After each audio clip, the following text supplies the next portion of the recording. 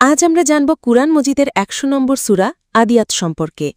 এই সূরায় আল্লাহ মানুষকে তার অকৃতজ্ঞতা, দুনিয়ার মোহ আর আখিরাতের হিসাবের কথা স্মরণ করিয়ে দিয়েছেন। সূরার পরিচয়। নাম আদিয়াত, যার বাংলা অর্থ দৌড়ানো ঘোড়ারা। এই সূরায় মোট আয়াত সংখ্যা ১১, নাজিলের স্থান মক্কা। মূল বিষয়বস্তু মানুষের অকৃতজ্ঞতা, ধনসম্পদের প্রতি আসক্তি, কবর থেকে পুনরুত্থান এবং আল্লাহের বিচার। সানে নুজুল মানে কেন এই সূরা নাজিল হয়েছিল। এই সূরা নাজিল হয় মক্কার মানুষের জন্য। তারা আল্লাহর অগণিত নেয়ামত ভোগ করতেও অকৃতজ্ঞ ছিল। তারা দুনিয়ার সম্পদে এতটাই ডুবে গিয়েছিল যে আখিরাতের হিসাব নিকাশ তারা একেবারেই ভুলে গিয়েছিল। আল্লাহ মানুষকে বোঝানোর জন্য যুদ্ধক্ষেত্রের একটি দৃশ্য বর্ণনা করেছেন।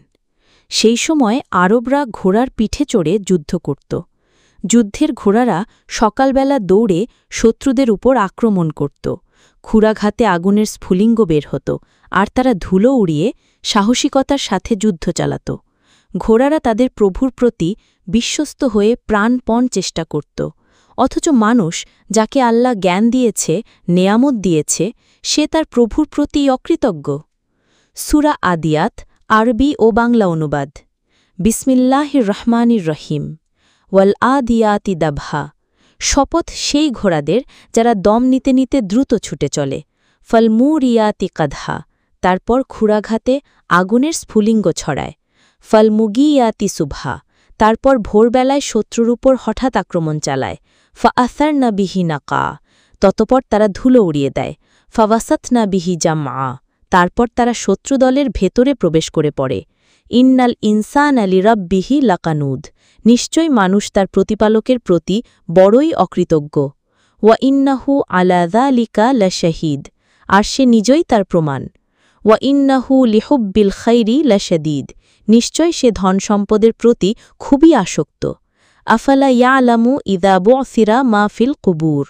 সে কি জানে না যেদিন কবর থেকে সবাইকে বের করা হবে? ওয়াহুসিলা মা ফিস সুদূর। এবং মানুষের অন্তরের সবকিছু প্রকাশ করা হবে। ইন্না রব্বাহুম বিহিম ইয়াউমা ইযিন লাখাবীর। সেদিন তাদের প্রতিপালক তাদের সম্পর্কে পূর্ণ অবগত থাকবেন। সূরার শিক্ষা ও বার্তা। আল্লাহর প্রতি কৃতজ্ঞতা।